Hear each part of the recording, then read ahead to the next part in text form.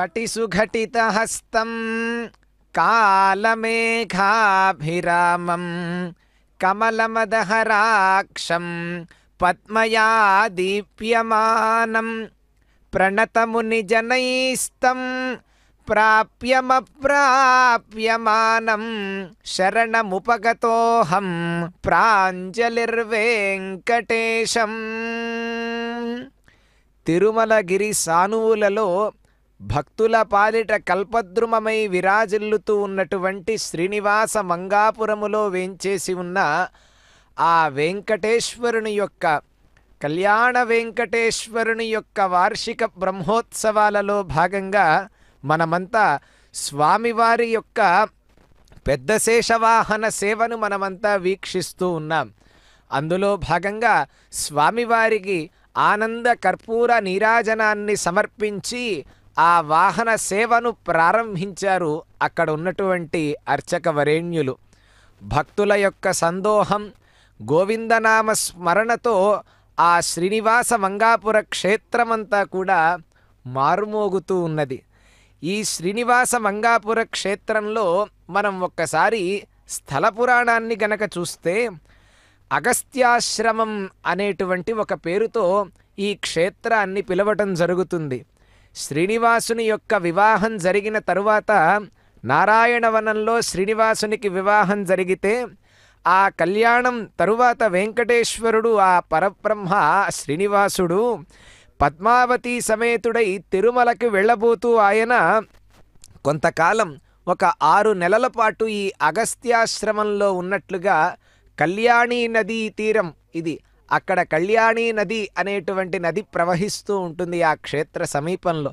కాబట్టి ఆ కళ్యాణీ నదీ తీరంలో అగస్త్యాశ్రమంగా పిలువబడేటువంటి ఈ క్షేత్రంలో స్వామివారు 6 నెలల పాటు ఉండి ఆ తరువాత తిరుమల క్షేత్రానికి ఆయన పయనమై వెళ్ళినట్లుగా మనకిక్కడ తెలుపుతూ ఉంటారు. కాబట్టి సమస్తమైనటువంటి కళ్యాణ పరంపరలను ఒసగేటువంటి స్వామి ఈ కళ్యాణ వెంకటేశ్వర స్వామి. కళ్యాణము అంటేనే 2 అర్థములు.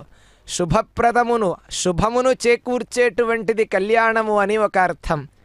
ఈ స్వామివారి దగ్గర ఉన్న ఇంకో వైశిష్ట్యం ఏమిటంటే వివాహం కానటువంటి వారికి కూడా కళ్యాణాన్ని జరిపిస్తాడు. కాబట్టి ఆ పరమాత్మ ఇక్కడ ఉన్నటువంటి స్వామివారికి కళ్యాణ వెంకటేశ్వర స్వామి అనడంలో లౌకిక ప్రయోజనం అది. పారమార్థిక ప్రయోజనం ఏమిటంటే సమస్తమైనటువంటి శుభ పరంపరలను వసగేటువంటి ఆ స్వామి కాబట్టి కళ్యాణ వెంకటేశ్వర స్వామి.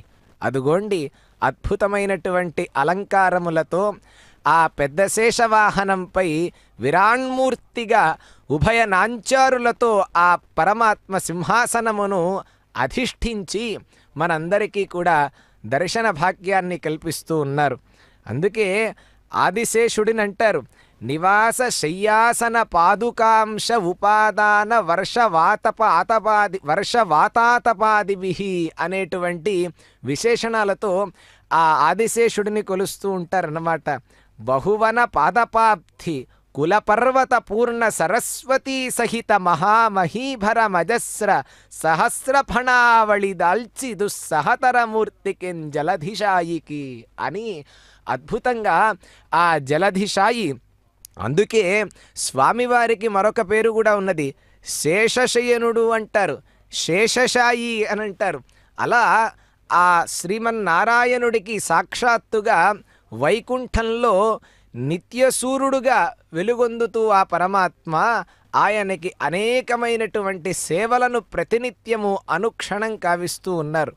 నివాసముగా ఉన్నాడు, శయ్యగా ఉన్నాడు ఆదిశేషుడు. ఆ తరువాత ఆ ఉపాదానముగా ఉన్నాడు, ఉపధానముగా ఉన్నాడు. అలానే వర్ష వాత ఆతపాదిభి ఎండ నుండి కావచ్చు, చలి నుండి కావచ్చు, అన్నింటి నుంచి కూడా వర్షము నుండి కూడా అన్నింటి నుండి ఆ పరమాత్మను ఆయన కాపాడుతూ, ఆయన కాపాడటం ఏమిటండి విచిత్రంగా అంటే తనకు తాను ఆ భాగ్యాన్ని పొందుతూ అనే అర్థం చేసుకోవాలన్నమాట. అలా ఒక ఛత్రంలాగా స్వామివారి పైన ఆచ్ఛాదనలాగా దర్శనమిస్తూ ఉంటాడు ఆదిశేషుడు. నిత్యసూరులు అని మనకి పరమాత్మ చెంత ఉంటారు కొంతమంది. వాళ్ళనే అనంత గరుడ విశ్వక్సేనాదులు అంటారు. వారందరినీ నిత్యసూరులు అని పిలుస్తారు. ఏమిటండి వాళ్ళ యొక్క కైంకర్యం అక్కడంటే, భగవద్విముఖంగా వాళ్ళు ఏ కార్యక్రమాన్ని కూడా తలపెట్టకుండా పరమాత్మకు ఏ కార్యక్రమంలో ప్రీతి ఉంటుందో ఆయన సంకల్పమును అనుసరించి వారు ఆ కార్యక్రమాలన్నింటినీ కూడా వైకుంఠంలో నెరవేరుస్తూ ఉంటారట. అందుకే వేదంలో కూడా అంటారు, సదా పశ్యంతి సూరయః, వాళ్ళని నిత్యజీవులు అని అన్నారు. జీవులలో కూడా మూడు రకాల వారు ఉంటారట. ఎవరండి? బద్ధ ముక్త నిత్యజీవులు అని 3 రకాలుంటాయి అని మనకు శాస్త్రం చెప్తూ ఉన్నది. బద్ధజీవులు అంటే ఈ సంసార సముద్రంలో ఉండేటువంటి వారంతా బద్ధజీవులు. ముక్తజీవులు ఎవరండి అంటే, ఇదిగోండి ఈ ఉత్సవ కైంకర్యాలన్నింటినీ అందుకుంటూ ఉన్నారు చూసారా పరమాత్మ, ఆ పరమాత్మని ప్రతినిత్యము కూడా ఆయన యొక్క సేవలో తరించేటువంటి వారు ఎవరైతే ఉంటారో వాళ్ళందరూ చివరికి స్వామి యొక్క సామ్రాజ్యాన్ని పొంది వాళ్ళు చివరికి మోక్షాన్ని పొందుతారు కదా, వాళ్ళని ముక్తజీవులు అన్నారు. నిత్యజీవులు ఎవరండి అంటే, ఇవాళ వాహనంగా కనిపిస్తూ ఉన్నారు చూసారా ఆదిశేషుడు. కొంతకాలం మళ్ళీ ఒక 2 రోజులు 3 రోజుల తర్వాత కనిపిస్తాడు ఒక మహానుభావుడు గరుత్మంతుడు.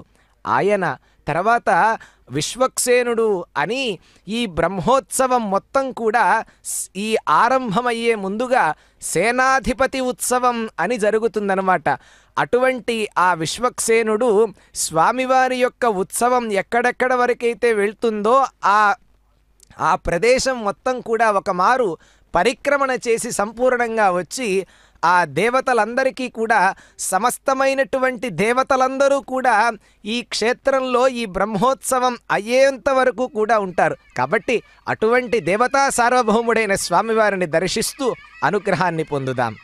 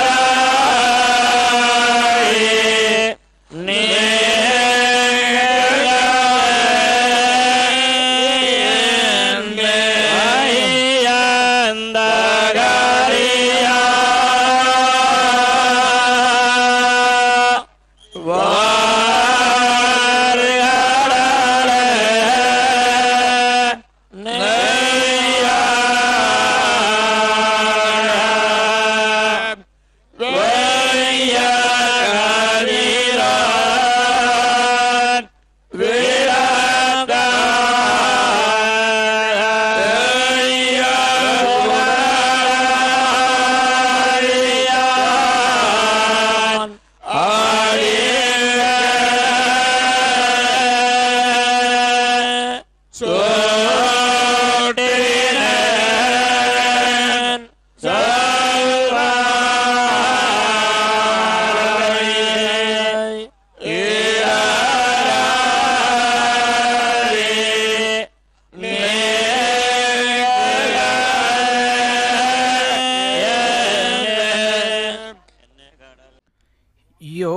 मायमेदं पुरुरूपया सृजत् बिभर्ति भूयः क्षपयत्यविक्रियः यद्भेदबुद्धिः सदिवात्मदुःस्थया తమాత్మతంత్రం భగవన్ ప్రతీమహి అని పరమాత్ముడైనటువంటి ఆ స్వామివారికి మనం నమస్కరించుకుంటూ కళ్యాణ వెంకటేశ్వరుడుగా ఆదిశేషుడిపై మనకు ఈ రోజున పెద్ద శేషవాహనంగా పిలువబడేటువంటి ఈ వాహన సేవలో ఉభయ నాంచారులతో కూడి స్వామివారు మనకి దర్శనాన్ని అందిస్తూ ఉన్నారు. ఇద్దరు అమ్మవార్లతో కూడుకొని స్వామివారి యొక్క దర్శన భాగ్యము అంటే సమస్తమైనటువంటి ప్రాణికోటికంతటికీ కూడా తనదైనటువంటి దివ్యమంగళ విగ్రహ దర్శన పురస్సరముగా ఈ భాగ్యం మొత్తాన్ని అందిస్తూ ఆయన లోకానికి క్షేమాన్ని చేకూరుస్తూ ఉన్నారు. ఎట్లానండి అంటే ఈ రోజున సంపూర్ణమైనటువంటి తత్వం ఏదైతే ఉంటుందో ఆ తత్వం మొత్తం కూడా ఒకచోట ఒక రాశిగా పోసి పెడితే ఎట్లా అయితే ఉంటుందో ఆ తత్వం మొత్తాన్ని మనం ఇక్కడ దర్శించవచ్చు. ఎలానండి, ఆదిశేషుడికి ఆ పెద్ద శేషవాహనంలో ఉన్నటువంటి ఆ శేషుడికి 5 తలలు ఉన్నాయి.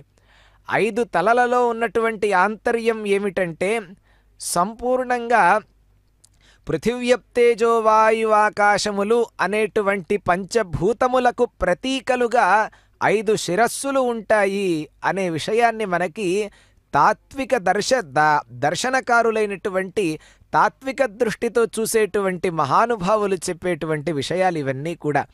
అట్లా 5 తలలు ఏవైతే ఉన్నాయో ఒక్కొక్కటి కూడా పంచభూతముల యొక్క వరస ఎట్లా అంటే ఆ ఖం వాయుర్జ్యోతిరాప పృథివీ అని అంటారు.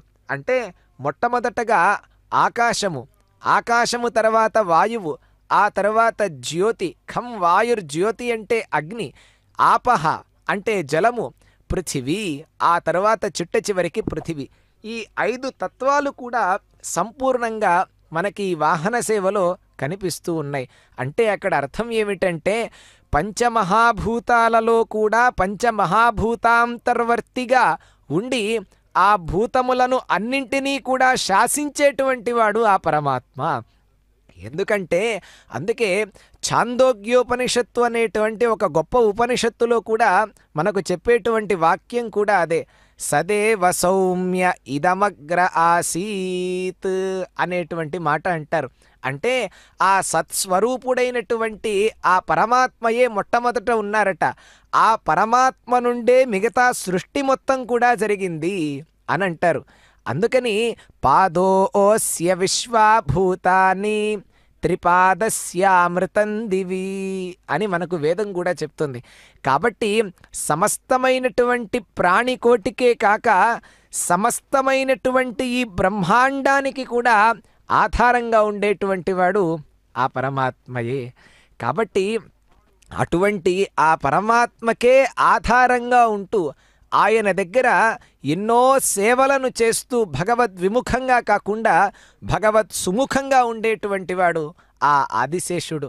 అలా ఆదిశేషుడిపై దర్శన భాగ్యాన్ని కల్పిస్తూ ఉన్నటువంటి ఆ స్వామి మనకిచ్చేటువంటి సందేశం ఏమిటంటే ఇలా ఎవరైతే అచంచలమైనటువంటి విశ్వాసంగా భక్తి ప్రపత్తులతో ఎవరైతే ఉంటారో వారెప్పుడూ కూడా పరమాత్మకు దూరంగా ఉండరు అని అంటారు. అదే మాటని మనకి భగవద్గీతలో కూడా కృష్ణ పరమాత్మ చెప్తాడనమాట. ఏమంటారంటే యోమాం స్మరతి నిత్యశః అనేటువంటి ఒక మాట అంటారు. అంటే ఎవరైతే గనక పరమాత్మను నిత్యము కూడా స్మరిస్తూ ఉంటారో అహం సచ మమ ప్రియ అని ఇంకో మాట అన్నారు. అంటే అటువంటి వాడికి నేను ప్రియంగా ఉంటాను. ఎవరైతే ఆ విధంగా స్మరిస్తూ ఉంటారో వాళ్ళు కూడా నాకు అత్యంత ప్రియులు. కాబట్టి వాళ్ళకి నేను ఎప్పుడూ కూడా దూరంగా ఉండను. అనే ఒక గొప్ప విషయాన్ని పరమాత్మ మనకు అందిస్తూ ఉన్నారు. ఈ వాహన సేవను చూసి ఆ తాత్విక అర్థాన్ని మనం మనసులో ఉంచుకోవాలి. అట్లా ఆ పరమాత్మ ఎట్లా ఉన్నాడండి అద్భుతంగా. స్ఫురత్ కిరీటవలయహార నూపురమేఖలం శంఖచక్రగదా పద్మమాలామణ్యుత్తరమర్థితం మహత్ అని అద్భుతంగా అంటారు. అంటే గొప్పవైనటువంటి ఆ కిరీటములను ధరించి, ఆ కంకణములు కావచ్చు, ఆ హారములు కావచ్చు, నూపురములు కావచ్చు, కౌస్తుభమణులు కావచ్చు, ఎంతో అద్భుతమైనటువంటి ఆభరణములను ధరించి ఆ పరమాత్మ ఉత్సవంగా ఊరెరిగింపు కార్యక్రమంగా వస్తూ ఉంటే అక్కడ ఉన్నటువంటి భక్తులంతా కూడా స్వామివారి యొక్క నామస్మరణ చేస్తూ వారి వారి కళా నైపుణ్యాన్ని అంతటినీ కూడా అక్కడ ప్రదర్శిస్తూ స్వామి యొక్క అనుగ్రహానికి ఆ కళారూపంగా తహతహలాడుతూ ఉన్నటువంటి ఆ వైనాన్ని కూడా మనం అక్కడ వీక్షిస్తూ ఉన్నాం. ఇదంతా కూడా భగవంతుడి యొక్క లీలా విలాసం ఇదంతా. అందుకే మనం నివసించేటువంటి ఈ ప్రాంతానికి, మనం నివసించేటువంటి ప్రదేశం ఏదైతే ఉందో దీనిని లీలా విభూతి అంటారు. ఆ పరమాత్మ చెంత ఉండేటువంటిది నిత్య విభూతి అంటారు. లీలా విభూతి అంటే ఇదంతా ఒక హేళగా, ఒక లీలగా, ఒక క్రీడగా స్వామివారికి ఈ సృష్టి అంతా కూడా సంపూర్ణంగా ఉంటుంది. మరి నిత్య విభూతి, విభూతి అంటే ఐశ్వర్యము అని మనకంటున్నారు. విభూతిర్భూతిరైశ్వర్యం అని మనకి చెప్తూ ఉంటారు. అంటే ఆ విభూతి అంటే ఐశ్వర్యం. ఈ లీలా విభూతిలో ఉండేటువంటి ఐశ్వర్యానికి మురిసిపోకుండా నిత్య విభూతిలో ఉండేటువంటి ఆ పరమాత్మ చెంతకు వెళ్ళే మార్గాన్ని మనం అన్వేషించాలి అనే విషయాన్ని మనం ఈయన ద్వారా తెలుసుకుంటూ ఉత్సవాన్ని వీక్షిస్తూ స్వామి యొక్క అనుగ్రహాన్ని పొందుదాం. దర్శనం నో దిదృక్షూణాం దేహి భాగవతార్చితం రూపం ప్రియతమం స్వానాం సర్వేంద్రియగుణాంజనం. ఆ పరమాత్మ యొక్క దివ్యమైనటువంటి ఆ రూపాన్ని ఉభయ నాంచారులతో సింహాసనంపై ఠీవిగా ఆసీనుడై ఉన్నట్లుగా ఈ శేషవాహనం మీద, పెద్ద శేషవాహనంపై ఆసీనుడైనటువంటి ఆ పరమాత్మని, భక్తులందరినీ కూడా అనుగ్రహించేటువంటి ఆ పరమాత్మని మనమంతా ఇప్పుడు వీక్షిస్తూ ఉన్నాం. భక్తజనులంతా కూడా సంవత్సర కాలము తర్వాత మళ్ళీ ఈ మాఘమాసంలో స్వామివారి యొక్క బ్రహ్మోత్సవాలను చూసి పరమానంద తుందిల మనస్కులై పరమాత్మ యొక్క నామస్మరణ చేస్తూ మంగాపుర క్షేత్రంలో దివ్యమైనటువంటి స్వామి యొక్క అనుగ్రహాన్ని వారంతా కూడా పొందుతూ ఉన్నారు. బ్రహ్మోత్సవం అంటేనే సహజంగా మనకి శాస్త్రాలలో చెప్పేటువంటి విషయం ఏమిటంటే ఉదిత్యుత్కృష్టవచనం సవోయజ్ఞ ఉదీరిత అని ఆగమశాస్త్రం చెప్తూ ఉన్నది. అంటే ఉత్సవము అంటేనే ఉత్కృష్టమైనటువంటి యజ్ఞము అని అన్నారు. యజ్ఞము అంటే అర్థం ఏమిటంటే హోమగుండంలో ఆజ్యం సమర్పిస్తేనే అది యజ్ఞము కాదు, అది యాగము. యజ్ఞము అంటే యజదేవపూజాయాం అనేటువంటి ఒక ధాతువు నుండి ఉత్పన్నమైనటువంటిది. అంటే పరమాత్మకు జరిపేటువంటి ఉత్కృష్టమైనటువంటి కైంకర్యము అని అర్థం. ఏమిటండి అది? బ్రహ్మోత్సవము అని అన్నారు. అంటే బ్రహ్మోత్సవము అంటే లోకంలో ప్రచుర ప్రచారంగా ఉన్నటువంటి విషయం ఏమిటంటే బ్రహ్మచేత మొదలుపెట్టబడినటువంటి ఉత్సవం బ్రహ్మోత్సవము అంటారు. కానీ అది తిరుమల క్షేత్రమునకు మాత్రమే చెందినటువంటి ఒక గొప్ప, అది ఆ వ్యుత్పత్తి, ఆ తాత్పర్యం. మిగిలిన చోట బ్రహ్మశబ్దానికి అర్థం ఏమిటంటే సాక్షాత్తు బ్రహ్మశబ్దవాచ్యుడైనటువంటి ఆ శ్రీమన్నారాయణుడికి, అంటే ఈ క్షేత్రంలో ఆ నారాయణ స్వరూపుడుగా ఉన్నటువంటి ఆ శ్రీనివాస ప్రభువుకి చేసేటువంటి, ఆ శ్రీనివాస పరబ్రహ్మకు చేసేటువంటి దివ్యమైన ఉత్కృష్టమైనటువంటి భవ్యమైన యజ్ఞం. కాబట్టి ఇది బ్రహ్మోత్సవము అని అన్నారు. సమస్తమైనటువంటి దేవతలందరూ కూడా ఈ సందర్భంలో ఇక్కడికి వచ్చి వారి వారి సపరివారంతో ఇక్కడికి అందరికీ వస్తారు. అందుకే బ్రహ్మోత్సవ ఆరంభంలోనే నవసంధి అనేటువంటి ఒక కార్యక్రమాన్ని నిర్వహిస్తారు ఆగమశాస్త్రం ప్రకారంగా. అంటే ఆలయం చుట్టూ కూడా బలిహరణ వేస్తూ అందరి దేవతలందరినీ కూడా అక్కడికి ఆహ్వానిస్తారన్నమాట. ఆహ్వానించి వాళ్ళందరూ కూడా సకలాహ సర్వే సర్వే సుగణాహ బలిమాస్థాయ భుంజంతాం అనేటువంటి గొప్ప మంత్రములన్నీ కూడా అక్కడ చదువుతారు. అంటే వారందరూ కూడా దేవతలందరూ కూడా ఆ సందర్భంలో ఈ బ్రహ్మోత్సవం అయ్యేంత వరకు కూడా ఆ క్షేత్రంలోనే ఉంటారట. పూర్వంలో అందుకే ఒక నానుడి ఉండేది, స్వామివారి యొక్క బ్రహ్మోత్సవ సమయంలో ఆ ధ్వజారోహణ కార్యక్రమం వీక్షించడం అనేటువంటిది చాలా ఉత్కృష్టమైనటువంటి గొప్ప కార్యక్రమం అది అంటారు. ఎందుకంటే ఆ దేవతా సార్వభౌముడైనటువంటి ఆ పరమాత్మకు చేసేటువంటి గొప్ప ఉత్సవం.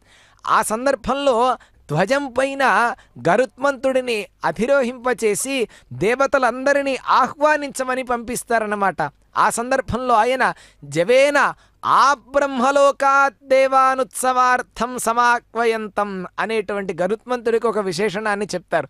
అంటే శీఘ్రముగా వెళ్ళి ఆయన దేవతలందరినీ కూడా పిలుస్తారట. ఫలానా క్షేత్రంలో స్వామివారి యొక్క ఉత్సవం జరుగుతుంది కాబట్టి సమస్తమైనటువంటి దేవతలందరూ, దేవతలారా మీరంతా ఇక్కడికి వచ్చి ఆ ఉత్సవం అయ్యేంత వరకు కూడా అక్కడే ఉండండి అని వారందరికీ కూడా గరుత్మంతుడు వెళ్ళి అందరినీ ఆహ్వానిస్తాడట. అలా ఆహ్వానిస్తే ఆ దేవతలందరూ కూడా ఇక్కడికి వచ్చి కొలువై ఉంటారు. కాబట్టి ఉత్సవ సమయంలో స్వామివారిని దర్శించటంలో ఉన్నటువంటి ఆంతర్యం అది. అట్లా సింహస్కంధత్విషోపరిభవత్ సౌభగ గ్రీవ కౌస్తుభం శ్రియానపాయిన్యా క్షిప్త నికషాశ్మోరసోల్లసత్ అని కీర్తిస్తారన్నమాట. అంటే ఆ స్వామివారి ప్రకాశించేటువంటి తత్వం ఎట్లా ఉందో చెప్తున్నారు. అంటే సింహస్కంధత్విషో బిభ్రత్ అనే గొప్ప విశేషణం వేశారు. చిరునవ్వులను చిందిస్తూ ఉన్నటువంటి ఆ బంగారు తల్లిని, అమ్మవారిని ఒక్కసారి మనం చూసి నమస్కరించుకుందాం. బంగారు ఆభరణాల కాంతులతో విలసిల్లేటువంటి ఆ స్వామివారి యొక్క భుజస్కంధములు కావచ్చు, ఆ తరువాత ఆ కౌస్తుభ మాణిక్యముతో శోభించేటువంటి ఆయన యొక్క కంఠసీమ కావచ్చు, ఆ లక్ష్మీదేవి బంగార రేఖ రూపంలో నిత్య నివాసం ఉండేటువంటి ఆ వక్షస్థలం కావచ్చు, అద్భుతంగా స్వామివారి యొక్క ఆ చిరు మందహాసం కూడా లోకం మొత్తానికి క్షేమదాయకమైనటువంటిది. అట్లా ఆ పరమాత్మ యొక్క రూపాన్ని గనక మనం వర్ణించుకుంటూ వెళ్తే స్వర్గాపవర్గద్వారాయ నిత్యం శుచిషదే నమః అని ఒక చోట కీర్తిస్తారన్నమాట. అంటే నిత్యము కూడా మంచివాళ్ల చేత ఆరాధిస్తూ వాళ్ళ హృదయంలో కూడా ఆరాధించుకునేటువంటి ఆ పరమాత్మకు నమస్కారము అని అద్భుతంగా కీర్తిస్తూ ఉంటారు. అటువంటి పరమాత్మను నమస్కరించుకుంటూ అనుగ్రహాన్ని పొందుదాం. సంకర్షణాయ సూక్ష్మాయ దురంతాయాంతకాయ చ నమో విశ్వప్రబోధాయ ప్రద్యుమ్నాయాంతరాత్మనే. సంకర్షణాయ సూక్ష్మాయ, అవ్యక్త స్వరూపుడుగా పరమాత్మ, అవ్యక్తముగా ఉండేటువంటి వాడు ఆ పరమాత్మయే, వ్యక్త స్వరూపంగా ఉండేటువంటి వాడు కూడా పరమాత్మయే. అలా దురంతాయాంతకాయ చ, అలా ఆది మధ్యాంతరహితుడైనటువంటి గొప్పవాడు ఆ పరమాత్మ. ఇంకా ఇంకొక గొప్ప విశేషణం చెప్పారండి ఆయనకి, నమో విశ్వప్రబోధాయ. చాలా గొప్పదైనటువంటి మాట ఇది. అంటే ఈ లోకమునకు మొత్తానికి కూడా ఒక జాగృతిని కల్పించేటువంటి వాడుట పరమాత్మ. అట్లా ఆ పరమాత్మని మనం ఈ సందర్భంలో సంకర్షణ నామధేయంగా అనేకమైనటువంటి పేర్లు ఆ పరమాత్మకు. విష్ణు సహస్రనామమే కాదుటండి, మన యొక్క బుద్ధి ఆ సహస్రం వరకే పనిచేసిందిట. అనంత నామధేయాయ అని అంటారు. అందుకే సర్వాధార స్వరూపిణే సమస్త మంత్రవాచ్యాయ విశ్వైకపతయే నమః అని కీర్తిస్తూ ఉంటారు. అట్లా సమస్తమైనటువంటి మంత్రములతో కూడా పిలవబడేటువంటి వాడు ఆ పరమాత్మయే. అనంతమైనటువంటి నామములు కలిగినటువంటి వాడు ఆ పరమాత్మ.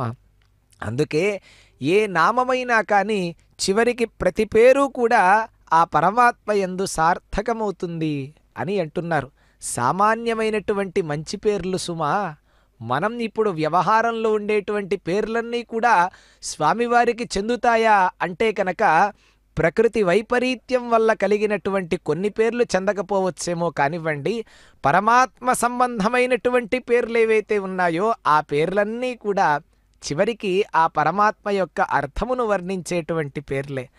అందుకే అన్నమాచార్యుల వారు కూడా చెప్తూ ఉన్నారు, మానవుల యొక్క ఈ మాయా ప్రేరితులైనటువంటి ఈ సంసార ప్రవృత్తిలో ఉన్నటువంటి ఈ జీవుల యొక్క వైచిత్రిని ఆయన అద్భుతంగా వర్ణించారన్నమాట ఆయన గీతాలలో. నేలబారెడు చీమ నిలువ కిట్టుట పారి తలమోచి ధాన్యముల్ దాచిపెట్టు. ఆ నేల మీద పారాడేటువంటి చీమ కూడా ఎక్కడ ఒక చోట నిలవకుండా అటు ఇటు తిరుగుతూ తన భవిష్యత్తు కోసమని చెప్పి ఆహార ధాన్య కణాలన్నింటినీ తన యొక్క తలతో మోసుకొని తెచ్చి దాచుకుంటుందిట. ఇంకా బయట పారేడు నీగ పలు పువ్వు తేనెలు కూర్చి గొందుల నెల్ల గ్రుడ్లు పెట్టు. ఆ అంతరాళాలలో పరుగు తీసేటువంటి ఆ తేనెటీగ ఏదైతే ఉంటుందో అది రకరకాల పూల తేనెలను సంగ్రహించి తన పట్టులో పెట్టుకొని తన సంతతిని వృద్ధి చేసుకుంటూ ఉంటుందన్నమాట. ఇంకా ఎటువంటి వాళ్ళు ఉన్నారండి, ఇంకా ఎటువంటి జీవులు ఉన్నాయి అంటే, కోర్కితో గిజిగాండ్లు గూండ్లును నిర్మించి మిణుగురు దీపములన పెట్టు. గిజిగాడి గూళ్ళు అంటారన్నమాట. ఏవైతే ఆ పక్షి గూడులు ఏవైతే ఉంటాయో అవన్నీ గూడులు కట్టుకొని మిణుగురు పురుగులు ఏవైతే ఉంటాయో వాటిల్ని దీపాలుగా పెట్టుకుంటున్నాయి. ఇవన్నీ ఒక్కసారి వీటన్నింటినీ పరికిస్తే మనమంతా తలపోయే తామెంత తమ కాపురములెంత నరుల లంపట చెప్పదరమే. ఇంకా మనం ఆ పైన చెప్పినటువంటి ప్రాణులన్నింటినీ గనక మనం ఒక్కసారి చూస్తే వాటి జీవకాలము ఎంత, అవి నివసించేటువంటి ప్రదేశములు ఎంత, వాటి కాలము ఎంత, అవే అంత సమకూర్చుకుంటూ ఉన్నాయి. అంటే ఎన్నో హంగులు కావలసినటువంటి ఈ సంసారంలో పడి కొట్టుకుంటూ ఉన్నటువంటి ఈ జీవులు ఎవరైతే మానవులు ఉన్నారో వాళ్ళ అగచాట్లు ఏమాత్రమైనా కానీ చెప్పనలవి కావు కదా అని అంటూ, తరచి చూడంగ నిధి ఎల్ల దైవ మాయ మాయ తొలగిన నీ దాస మండలము జగముకని నవ్వు కుందురు జాలితోడ పావన వృషాద్రివాస పద్మావతీశ అని అన్నారు. అంటే ఈ మమకారం ఏదైతే ఉందో ఈ మమకారం మొత్తం కూడా ఒక్కసారి ఆలోచించి చూస్తే చూడంగా ఇది చిట్ట చివరికి స్వామి కల్పించినటువంటి ఎంత లీలా, ఇదంతా గొప్ప వైచిత్రి, ఈ మాయ అంతా, ఈ లీలా విలాసం ఎంత అద్భుతంగా ఉంది అని ఆ మాయ తొలగినటువంటి భక్తులు ఎవరైతే ఉంటారో ఈ లోకం మొత్తాన్ని వాళ్ళు ఒక్కసారి చూసి నవ్వుకుంటారట. ఎందుకంటే మాయాంతు ప్రకృతిం విద్ధి మాయినంతు మహేశ్వరం అని అంటారు. అంటే సమస్తమైన ప్రకృతి మాయ అయితే ఈ మాయని కల్పించేటువంటి వాడు ఆ పరమాత్మట. భగవద్గీతలో కూడా అందుకే అంటారు, దైవీహ్యేషా గుణమయీ మమ మాయా దురత్యయ. ఇటువంటి నా మాయ ఏదైతే ఉందో దీనిని దాటడం చాలా కష్టం నాయనా, కానీ దానికి ఒక ఉపాయం ఉన్నది. మామేవ ఏ ప్రపద్యంతే మాయాం ఏతాం తరంతితే అని అన్నారు. ఎవరైతే గనక నన్ను శరణు వేడుతారో, నా శరణాగతి పొందుతారో అటువంటి వారు మాత్రమే ఈ మాయ నుండి వాళ్ళు బయటకి రాగలరు అని అంటారు. అందుకే అన్నమాచార్యులు వారు కూడా అంటారు, వేట్కనీ గుణములు వినుతి సేయుదమన్న తగ గుణాతీతుండవగుదవీవు. ఎన్నో వేడుకలతో నీ యొక్క గుణగణాలన్నింటినీ కూడా స్వామి ఒక గొప్ప గొప్ప గీతములుగా స్తోత్రం చేద్దామనుకుంటే నీవేమో సంపూర్ణంగా గుణాలకి కూడా ఎక్కడా అందవు కదా స్వామి, గుణాతీతుడవి కదా పరమాత్మ అని అనుకుంటూ, కన్నులచే నిన్ను కనుగొందు మన్నుకొన్న సన్నిధి మాక కోచరుడవీవు. కనులారా నిన్ను చూసి ఆనందిద్దాము అంటే నీ యొక్క దివ్యమంగళ విగ్రహాన్ని సాక్షాత్తు చూసేటువంటి దర్శన భాగ్యం చేసుకునేటువంటి అంత పుణ్యం నా దగ్గర లేదు కదా స్వామి. మందిరంలో నీ యొక్క స్వామి నీ యొక్క ఆ దివ్యమంగళ విగ్రహాన్ని చూసి నేను ఆనందపడుతున్నానే కానీ నీ వాస్తవ రూపాన్ని నాకు ప్రదర్శింపచేయి అని పరిపరి విధాలుగా ప్రార్థిస్తూ ఆ అన్నమయ్య చేసినటువంటి గొప్ప విశేషాలన్నిటి స్మరించుకుంటూ స్వామిని దర్శిద్దాం. నమః పంకజనాభాయ భూతసూక్ష్మేంద్రియాత్మనే వాసుదేవాయ శాంతాయ కూటస్థాయ స్వరోచిషే. అలా పంకజనాభుడైనటువంటి ఆ పరమాత్మకు ఇచ్చేటువంటి దివ్యమైన కర్పూర నీరాజనాన్ని మనమంతా భక్తి ప్రపత్తులతో మనమంతా వీక్షిద్దాం. స్వామివారి యొక్క అనుగ్రహానికి మనమంతా పాత్రులమవుదాం. శ్రీనివాస మంగాపుర దివ్యక్షేత్రంలో జరుగుతూ ఉన్నటువంటి ఆ పెద్ద శేషవాహన సేవ, కళ్యాణ వెంకటేశ్వర స్వామి వారి యొక్క వార్షిక బ్రహ్మోత్సవాలలో జరుగుతూ ఉన్నటువంటి ఆ పెద్ద శేషవాహన సేవని మనమంతా వీక్షిస్తూ ఉన్నాం. తిరుమల తిరుపతి దేవస్థానముల వారు ఈ వెంకటేశ్వర భక్తి ప్రసార వాహిని మాధ్యమంగా సాక్షాత్తు ఆ మంగాపుర క్షేత్రమునకు వచ్చి స్వామివారి యొక్క ఆ వైభవం మొత్తాన్ని వీక్షించలేనటువంటి వారందరికీ కూడా వాళ్ళ గడప వద్దకు చేర్చేటువంటి గొప్ప వాహిని ఈ వెంకటేశ్వర భక్తి ప్రసార వాహిని. కాబట్టి అటువంటి భాగ్యాన్ని మనందరికీ కూడా స్వామి యొక్క అనుగ్రహం వలనే మనందరికీ కూడా కల్పించారు. మానసికంగా మనం ఇక్కడే ఈ క్షేత్రంలో ఉన్నట్లుగా మనం భావించుకుంటూ స్వామివారి యొక్క దర్శనాన్ని మనమంతా చేసుకుందాం. ఇందాక విన్నట్లుగా ఆ గీతంలో నిత్యాయ విబుధ సంస్తుత్యాయ నిత్యాధిపత్యాయ మునిగణ ప్రత్యయాయ అని అద్భుతమైనటువంటి విశేషణాన్ని అందులో చెప్పారు. నిత్యాయ విబుధ సంస్తుత్యాయ, ఎలాంటివాడండి ఆ స్వామివారంటే కళ్యాణ వెంకటేశ్వరుడు. విబుధ సంస్తుత్యాయ, సమస్తమైనటువంటి దేవతలందరూ కూడా ఆయనని కీర్తించారట. నిత్యాధిపత్యాయ మునిగణ ప్రత్యయాయ, సమస్తమైనటువంటి మునులందరికీ కూడా ప్రత్యయము అంటే జ్ఞానము అని అర్థం. ఆ మునుల యందు ఉన్నటువంటి జ్ఞానము కూడా, ఆ జ్ఞానాన్ని కూడా ప్రసాదించేటువంటి అటువంటి శక్తి కలిగినటువంటి వాడు పరమాత్మ. కాబట్టి అందుకే మనకి భగవద్గీత విభూతి యోగంలో కూడా ఆయన గొప్ప మాటలు చెప్తారు.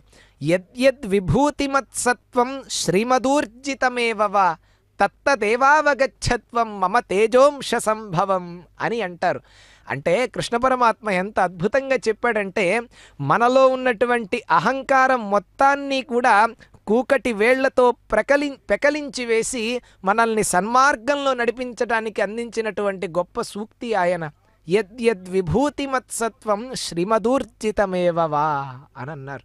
అంటే లోకంలో నీకు కనిపించేటువంటి సంపద, విభూతి, ఐశ్వర్యం ఏదైతే ఉందో సంపూర్ణంగా తత్తదేవావగచ్చత్వం మమ తేజోంశ సంభవం, నా యొక్క అంశగానే అవన్నీ కూడా మీకు లోకంలో కనిపిస్తున్నాయి తప్పితే సంపూర్ణంగా నాకు భిన్నంగా ఏది కూడా ఈ ప్రపంచం, ఈ బ్రహ్మాండం మొత్తంలో కూడా ఎక్కడా కూడా లేదు అని అంటారు.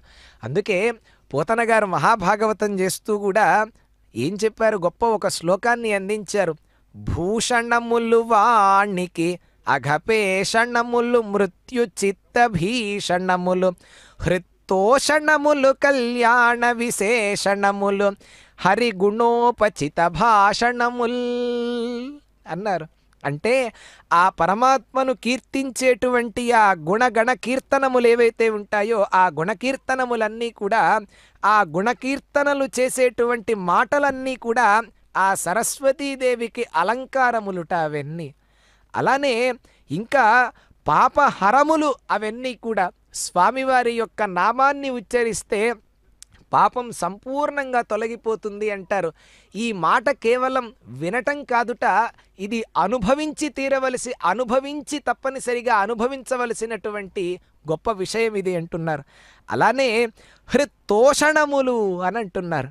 అంటే హృదయానికి ఆహ్లాదాన్ని కలిగింపచేసేటువంటివిట. ఇందాక విన్న గీతం మనకి ఎంత ఆహ్లాదాన్ని కలిగించిందండి. అద్భుతంగా కరిరాజవరదాయ కౌస్తుభాభరణాయ అని అన్నారు. అలానే ఆ కరిరాజు అంటే ఆ ఏనుగుకి కూడా అద్భుతమైనటువంటి వరాన్ని, గజేంద్ర మోక్షం ఒక్కసారి గనక చూస్తే అలా అనుగ్రహించినటువంటి స్వామిని మనమంతా దర్శించి ఆయన యొక్క అనుగ్రహాన్ని పొందుదాం.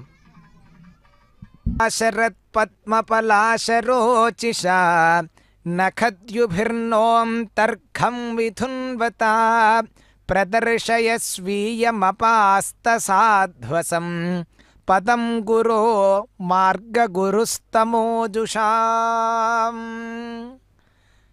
ఆ పరమాత్మ బ్రహ్మాండ నాయకుడైనటువంటి ఆ కళ్యాణ వెంకటేశ్వర స్వామి సప్తం ఈ రోజున మాఘమాసంలో విశేషంగా జరిగేటువంటి ఈ వార్షిక బ్రహ్మోత్సవాలలో భాగంగా సమస్తమైనటువంటి ప్రాణికోటికంతటికీ కూడా ఒక శక్తిని వారందరిలో జాగృతపరిచేటువంటి ఆ పరమాత్మ సప్తలోకములకు సార్వభౌముడైనటువంటి ఆ పరమాత్మ యొక్క దివ్యమైన బ్రహ్మోత్సవాన్ని మనమంతా ఈరోజు వీక్షిస్తూ ఉన్నాం. పరమాత్మ యొక్క అనుగ్రహాన్ని పొందుదాం వీక్షిస్తూ. అనురాగానికి అమ్మ ఆదర్శం, ఆరోగ్యానికి Sri Sai homeo stores and clinic. అనుభవం, అర్హత, అంకిత భావం కల డాక్టర్లచే చికిత్స. అన్ని రకాల ఆరోగ్య సమస్యలకు నమ్మకమైన ఎంపిక Sri Sai homeo stores and clinic. Diabetes, కీళ్ల నొప్పులు, సయాటికా, వెన్నుముక సమస్యలు, థైరాయిడ్, నిద్రలేమి, మానసిక సమస్యలు, ఋతు సమస్యలు, అన్ని రకాల దీర్ఘకాలిక వ్యాధులకు ప్రత్యేక హోమియో వైద్యం. అందరికీ అందుబాటులో అంతర్జాతీయ హోమియో వైద్యం Shri Sai homeo stores and clinic. మీ ఆరోగ్య సమస్య ఏదైనా ఇప్పుడు పరిష్కారం సాధ్యం.